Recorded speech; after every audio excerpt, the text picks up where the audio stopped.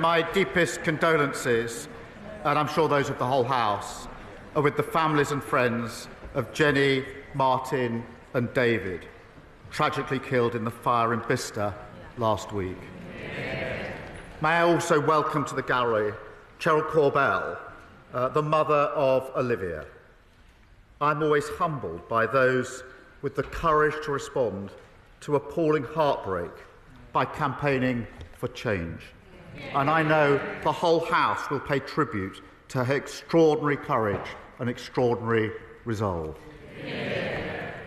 Mr. Speaker, because of the action taken by this government, the UK is now the fastest growing economy in the G7. Interest rates have been cut 4 times, and we've secured our 3rd trade deal in 3 weeks. India, the US and the EU.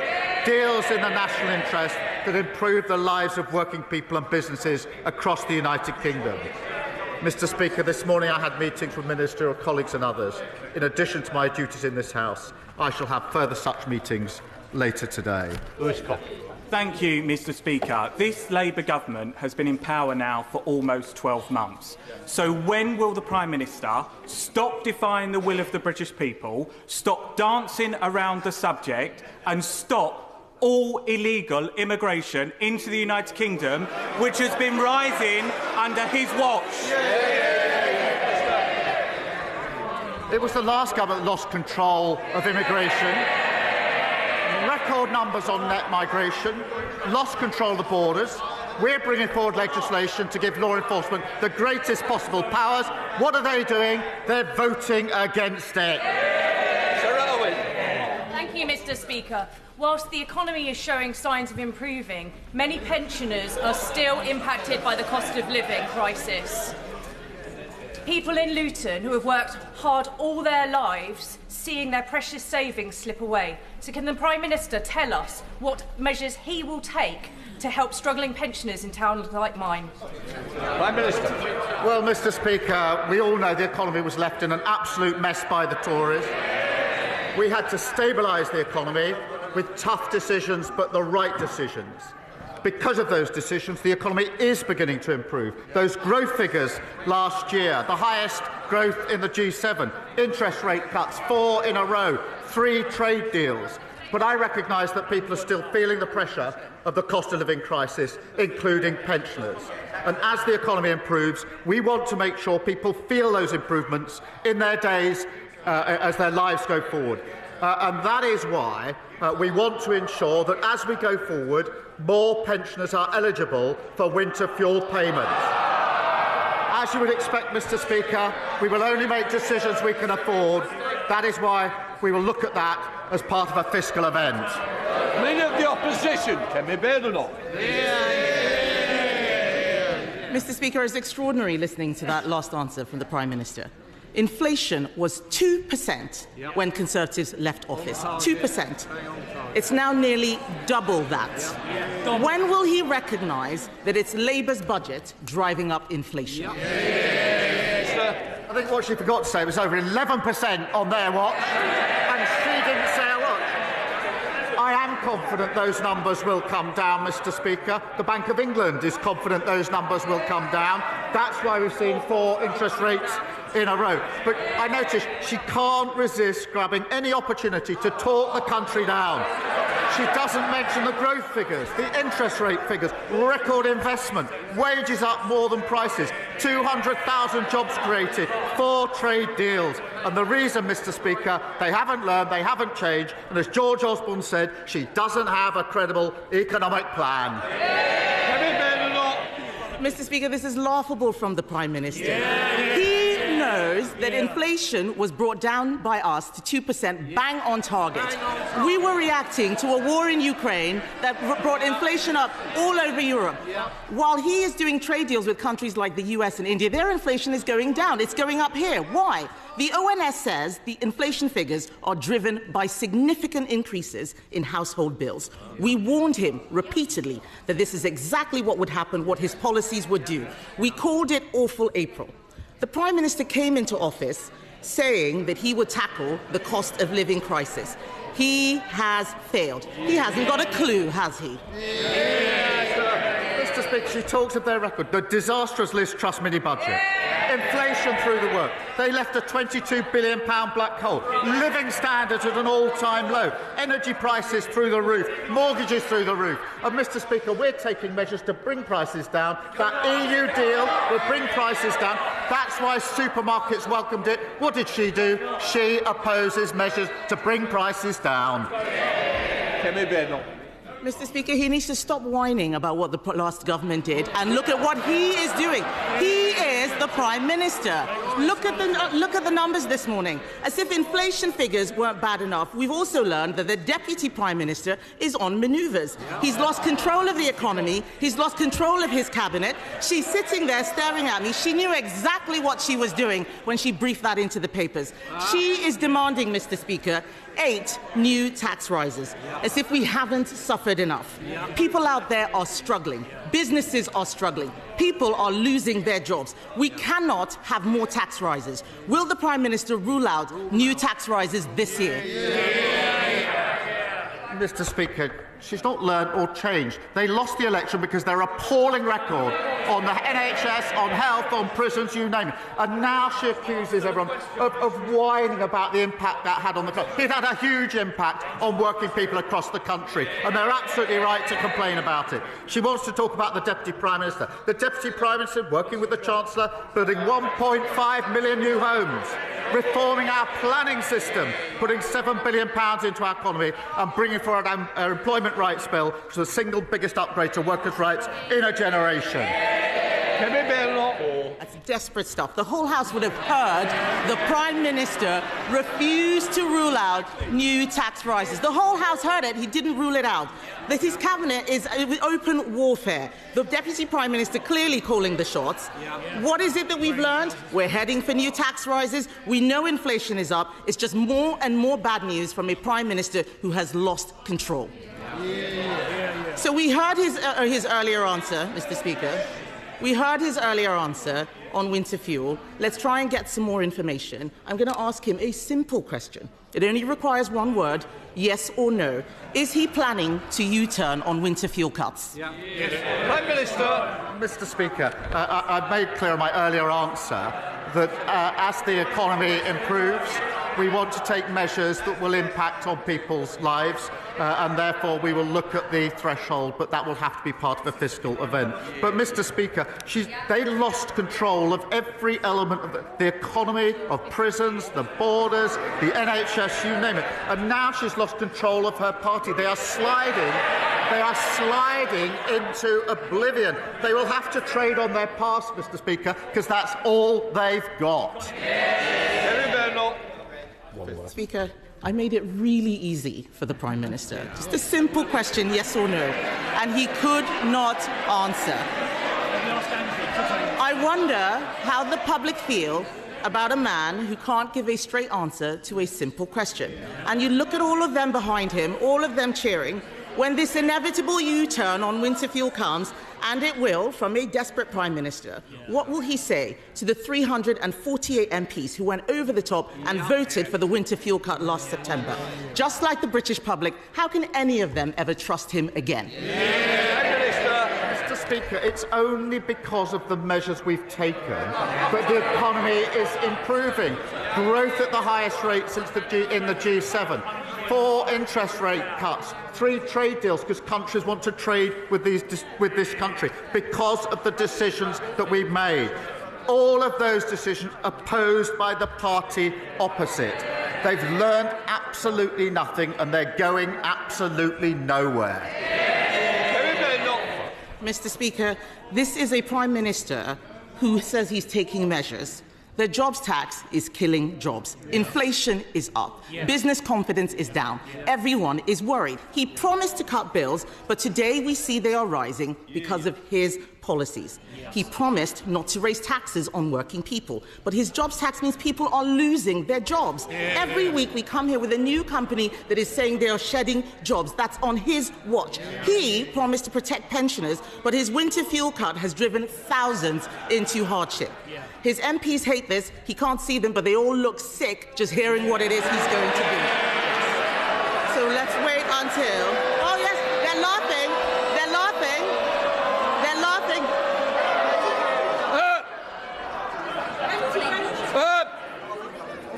I expect better from whips. And boys on at the back, I've got my eye on you. Kenny Bernard. Mr. Speaker. Mr. Speaker.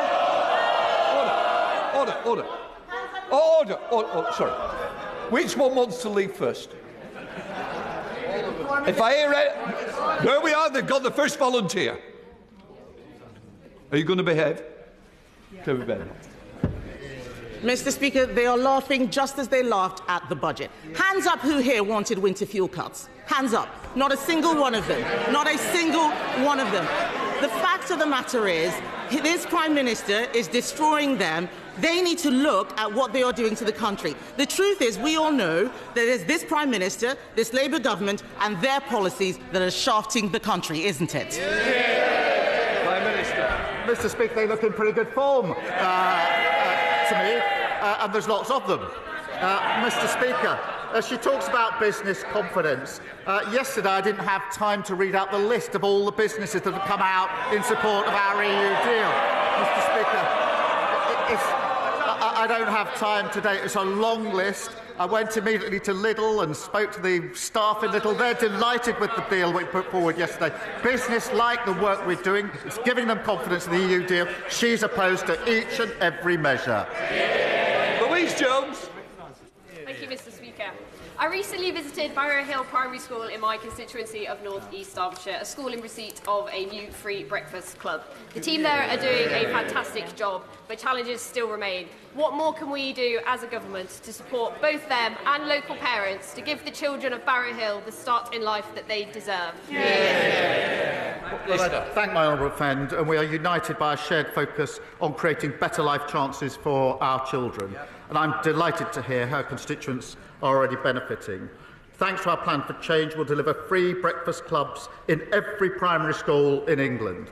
And I'm determined to support parents to give every child the best start in life. And that's why we're rolling out free childcare, expanding the first 300 school-based nurseries and delivering more family hubs. Sir David, the leader of the Liberal Democrats. Thank you, Mr. Speaker. Can I associate myself with the Prime Minister's remarks about the terrible fire in Bicester last Thursday? I know from my honourable friend, the member for Bicester and Woodstock, how deeply the close-knit community there has been affected by this tragedy. And firefighters Martin Sadler and Jenny Logan were true heroes, as was Dave Chester. And I hope the full prayers and thoughts of the House are with their loved ones and with the two firefighters still in hospital. Mr. Speaker, the Prime Minister has rightly said that his new trade deals will give a much-needed boost to economic growth and thus to the public finances.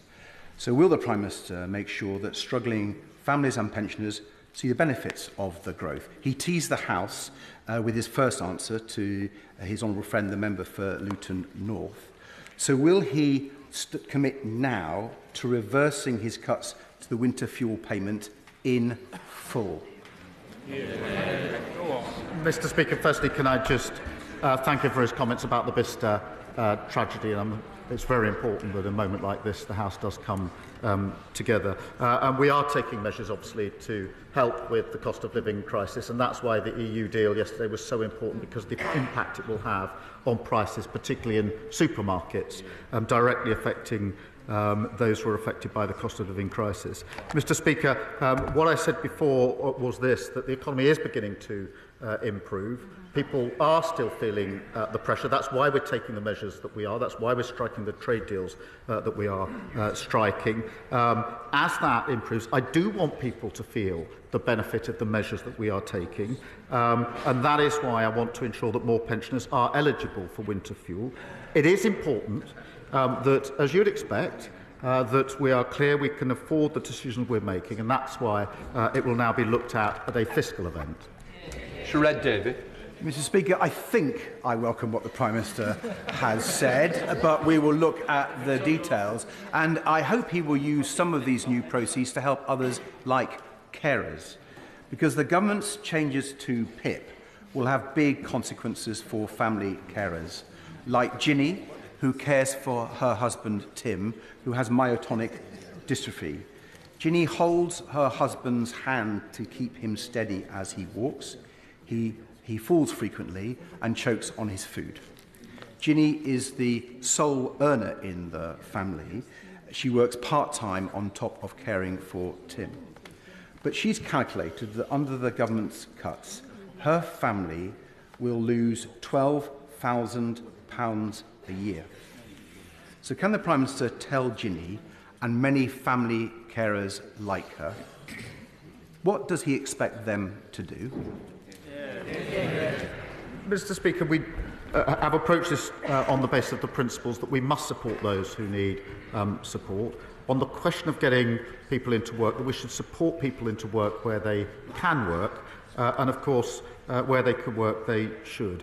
But it is undeniably the case that the current arrangements don't work and need to be reformed. And that's why we're bringing forward reform, necessary reform, to ensure the system works better. Annalise Mitchell. Mr. Speaker, yesterday in this place, I read the victim impact statement Cheryl Corbell never got to say to her daughter's killer, Thomas Cashman, because he refused to face her in court. I made up Olivia's Law past second reading, but until it gets royal assent, criminals can still not show up and deny victims justice. So will the Prime Minister commit to making sure Olivia's Law becomes law as fast as possible? Yeah. Prime Minister. Can I thank her for reading that victim impact statement? Because I know from talking to Cheryl just how hard it was for her to make that victim impact statement in the first place. It took a huge amount of courage and grief. And she wanted to read that statement to the perpetrator, as she should have been able to do. And I know how visceral the pain is to her of not being able to have done so from the meetings I've had with her. So I do thank my honourable friend for allowing that victim impact statement to be heard by the whole world, by being read out in this chamber. Cowards who commit these heinous crimes should face the consequences of their action and face those that have had a huge impact on their lives, and that's why we will force offenders to attend the sentencing hearings with longer sentences, unlimited fines and prison sanctions for those who seek to avoid facing justice. And I again pay tribute to Cheryl, who I will meet later on this afternoon, for having the incredible courage to push for that change, notwithstanding the incredibly painful impact it's had on her and her family. Jim Allister. The Government assures us that Northern Ireland is still in the United Kingdom's customs union. If so, how is it then that British steel can be sold to the United States tariff-free, but if the same British steel is sold into Northern Ireland, it's subject to EU tariffs? Why on Monday did the Prime Minister not even try to take back control over the trade laws that govern Northern Ireland? Well, Mr. Speaker, it is important that we reduce tariffs on steel into the US market or other markets, including the EU markets, for obvious reasons. It is also vital that we seek to ensure that we reduce any barriers in trade within the United Kingdom as a whole. Yesterday was a step towards that. There's further work to do, but we do want to get to that place where we can trade without those barriers in the United Kingdom. We'll continue to work on that. Andrew Pex. Thank you, Mr. Speaker. The Prime Minister will know that thriving high streets are essential to local growth. But in cities like mine, people are increasingly concerned by the uncontrolled growth of betting shops and vape stores. Research shows this concern is not isolated. Nearly half of betting shops and gambling stores are in the 20% of places which are struggling the most, like Peterborough. So can I ask the Prime Minister, will he ask his departments to meet with me and campaigners so we can discuss ways that local communities like mine can take back control of our high streets? My honourable friend is an excellent champion for his constituents, and we are committed to supporting our nation's high streets to adapt and thrive. Planning applications are required for any new betting office to make sure locals have a say on individual cases, and communities can use the planning system to allow for a change of use of their properties. And I will make sure that he gets the meeting that is asked for. Michael. Thank you, Mr. Speaker. On Friday, the EFRA Select Committee published its report on the Government's vision for agriculture. The committee agrees with the Government that land purchase being used to shelter wealth from inheritance tax is a problem that needs to be tackled. As a cross-party committee with a government majority, however, we took the unanimous view that the Government's current proposals for inheritance tax reform will catch too many family farms who will simply not be able to pay the bill. We are asking for the changes to be paused and reworked. Will the Prime Minister listen to the Select Committee and those on his own benches who want to tackle tax evasion and support the farmers who keep producing food for the nation's table? Well, Mr. Speaker, he knows the very limited impact of the inheritance tax, only on farmers at very, very high level. But he will also know the record amount of money we put in at the budget into farming, and of course the measures taken yesterday with the EU deal, which will massively help farmers selling their products into the EU market. Julia Butley. Thank you, Mr. Speaker. The Wrexham, Shropshire and Midlands Railway is on track to link North Wales and my Shrewsbury constituency directly to London with 5 trains daily, strengthening cross-border travel and fuelling this government's mission to drive economic growth. With 15 members from constituencies along the route already on board, will the Prime Minister support our journey and urge the Office for Rail and Road to give WSMR's open access application the green signal? Mr. Speaker, our plan for change will see the railways reformed to deliver more reliable and better value services for passengers right across the country. My honourable friend has been a champion for better railways and easier journeys for her constituents. Open access operators have huge potential to offer passengers more choice.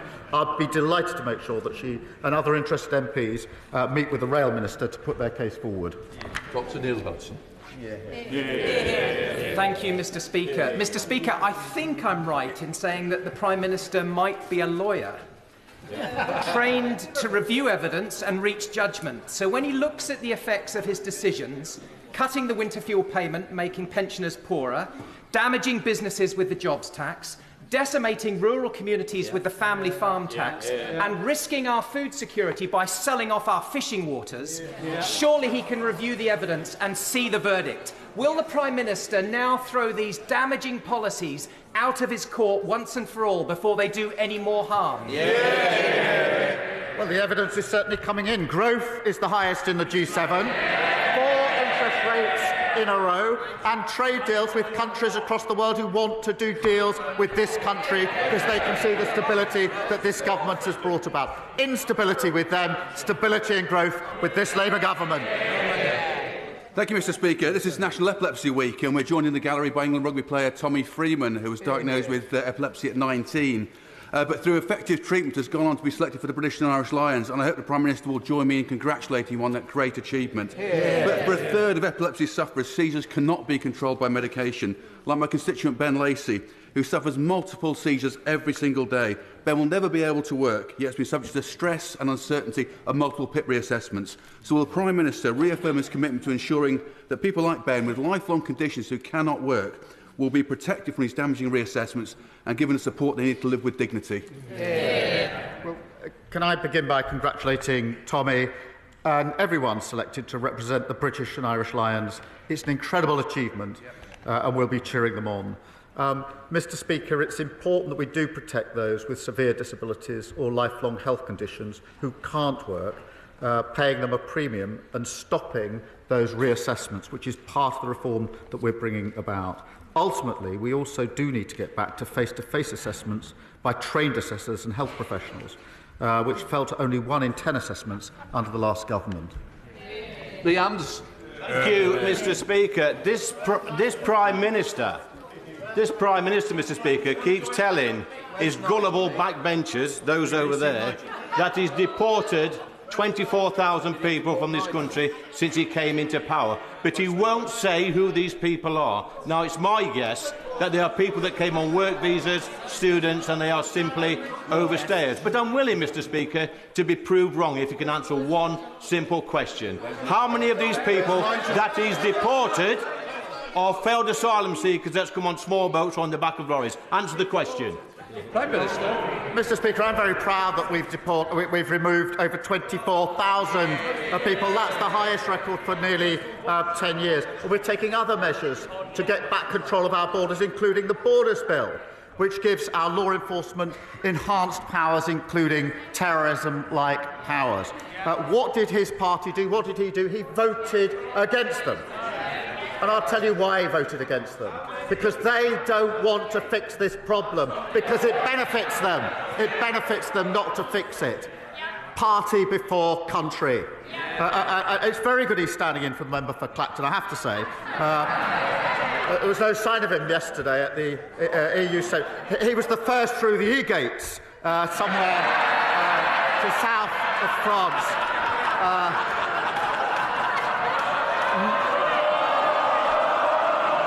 Nice work if you can get it. Christine Sullivan. Thank you, Mr. Speaker.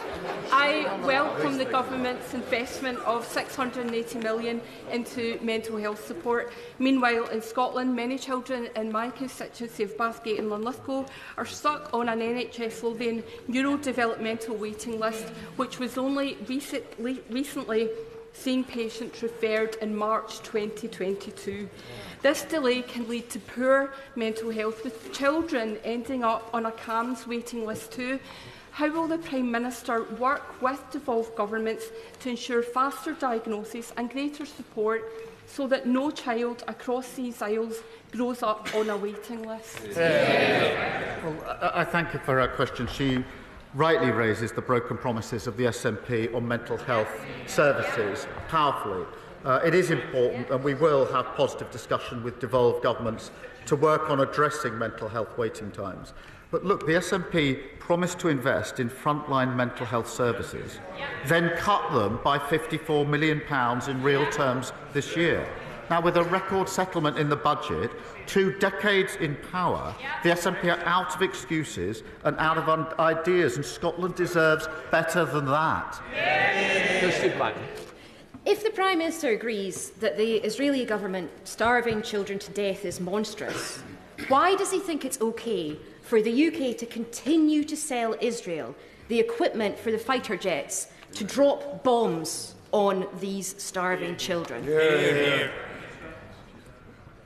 What we contribute into a pot is parts for fighter jets. And if we were to stop that, they couldn't be used by other countries in the other conflicts, including those in which we are involved. It doesn't know the detail at all. They're not sold directly. They go into a pot. If we were to stop that, they wouldn't then be available to others around the world who desperately need them in the conflicts they're engaged in. And that's why we won't do it. Cat Ettles. Thank you, Mr. Speaker. The Dementia Gateway, my constituency of Stourbridge, was recently at risk of closure following £42 million worth of budget cuts by the Conservative-run Dudley Council.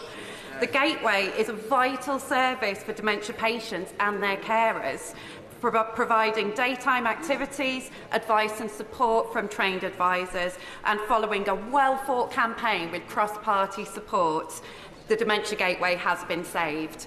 So this Dementia Action Week, would the Prime Minister join me in congratulating Lisa and the campaigners? And does he agree with me that services like the Dementia Gateway in Stourbridge are essential and support the government's mission to provide quality care in our communities close to home?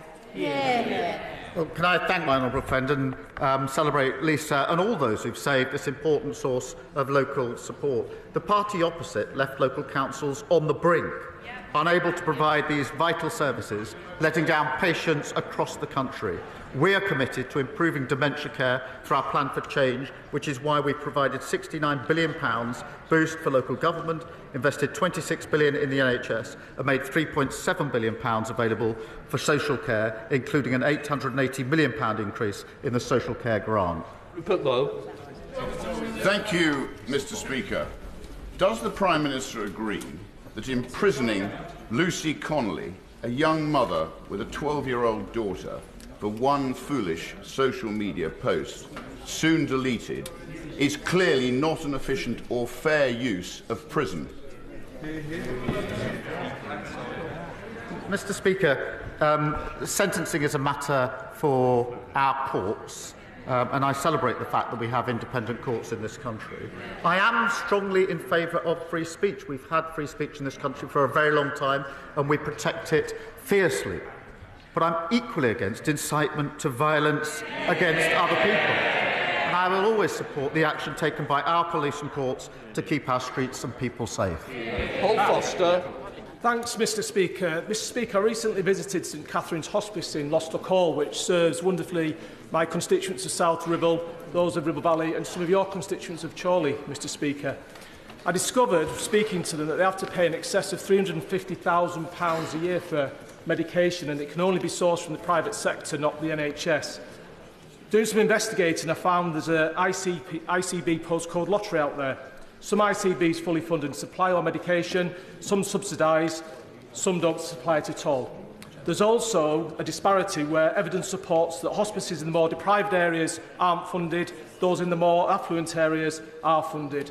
Would the Prime Minister please speak with the Secretary of State for Health and Social Care as a matter of urgency and get free medication supplied by all ICBs to all hospices across the country?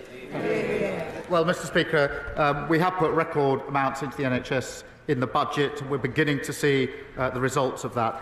I accept the point he makes, and we will look again to make sure the money is properly used in the most efficient way. We're a Hobhouse. Thank you, Mr. Speaker. A month ago, I was denied entry into Hong Kong on a private visit. At the absence of any explanation, this seems to hint at a hidden blacklist aimed to silence any MP who speaks up against human rights abuses from the Chinese government. Many of us from any political party. Does he agree with me that this is an attack on all of us? And will he personally seek reassurances from the Hong Kong authorities that no British parliamentarian will be denied entry in this way again?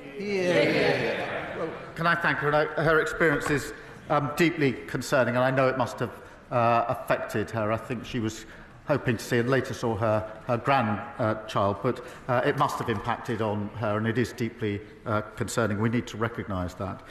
Ministers have raised it, including the Foreign Secretary, on numerous occasions with their counterparts both in China and Hong Kong, preventing UK citizens, including members of Parliament, from entering Hong Kong without justification, or for simply expressing their views is completely unacceptable, and it will only undermine Hong Kong's international reputation and the relationship that we have with them.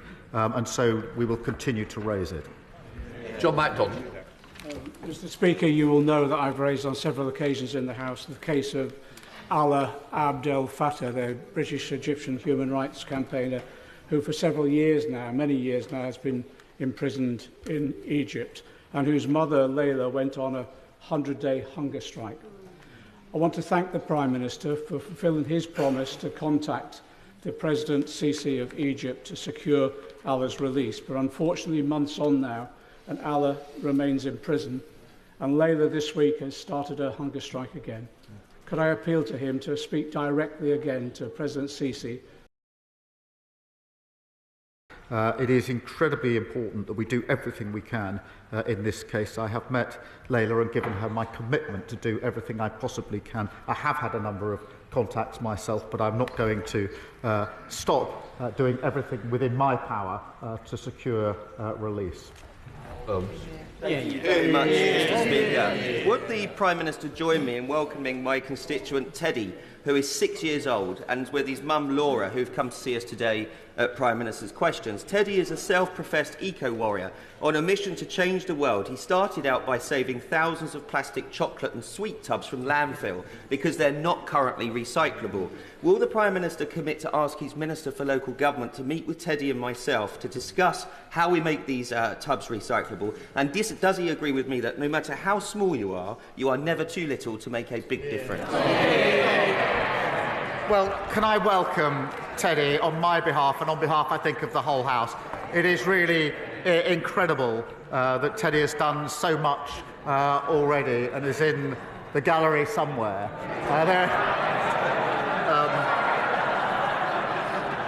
Many of us struggle for a whole lifetime to make an impact on government policy. Teddy is already age 6 having an impact, and I'll make sure that he gets to speak to the relevant minister. Final question, Rosie Wright. Thank you, Mr. Speaker. Following on from my honourable friend, I also want to mark that this week is National Epilepsy Week, an important opportunity to raise awareness of a condition that affects so many but often remains invisible.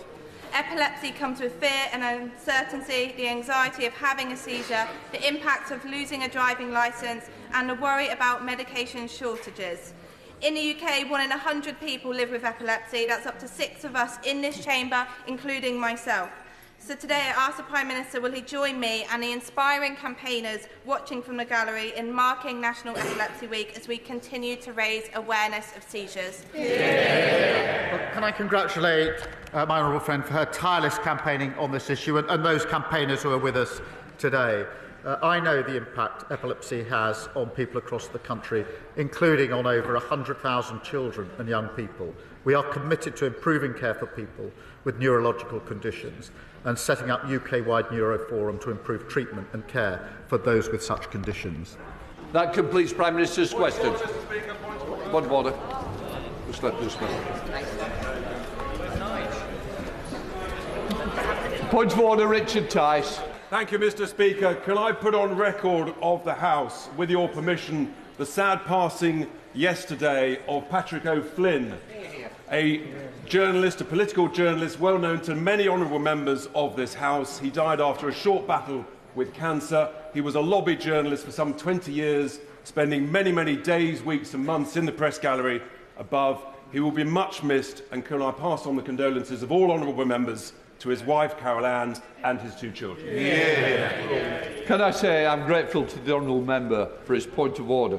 Patrick was a long-serving and well-respected member of the lobby. I'm sure the whole House will wish to join me in sending our condolences to his family for somebody who was taken so young. Point of order, Kirsty. Thank you, Mr. Speaker. Mr. Speaker, I'm seeking your guidance on how I get a response from the Department for Work and Pensions. I've written to the Secretary of State in relation to one of my constituents who was told by a first-tier tribunal that DWP must pay him, backdated to January 2020. We've been chasing the department for over a month for a response. This tribunal decision was in February. Can he advise how we can get a response? I think the honourable lady knows exactly what she's going to do next. But I would say she's certainly put on the record. I hope the bench has heard. I do find it pretty appalling that government departments aren't answering all members of all political parties on time to their correspondence. Because in the end, the backbenchers are answerable to their constituents. And if they can't get the reply from departments, they're letting down the members. So I hope they are listening and answering as we speak. Right. Let us move on to 10-minute rule motion. Just let it clear a little.